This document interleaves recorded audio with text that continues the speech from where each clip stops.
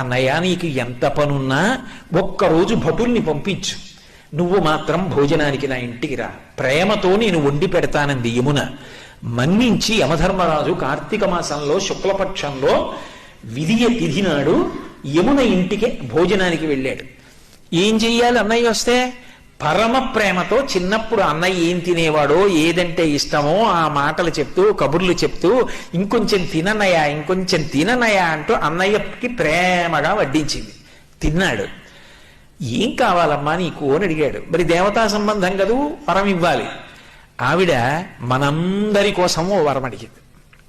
అన్నయ్య ఇది జ్ఞాపకం పెట్టుకుని ఈ తిథి నాడు ఏ అన్నయ్యని ఏ తమ్ముణ్ణైనా సరే, ఏ అక్క అయినా ఏ చెల్లైనా ఇంటికి పిలిచి అన్నం పెడితే ఆ అన్నం తిన్నందుకు ఆ అన్నకి కానీ తమ్ముడికి కానీ అపమృత్యు దోషం లేకుండా చెయ్యన్నయ్యా.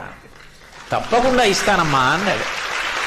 అంతేకాదమ్మా, నీలాంటి చెల్లెలు ఉన్నందుకు పొంగిపోతున్నాను, విశాల హృదయంతో అడిగావు.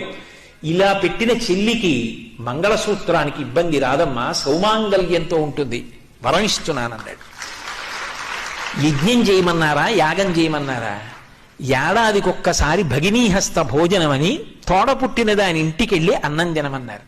ఆ తిథి జ్ఞాపకం పెట్టుకుని ప్రేమగా వాళ్ళు పిలవాలి.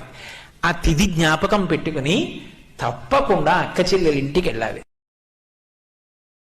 Download ShareChat.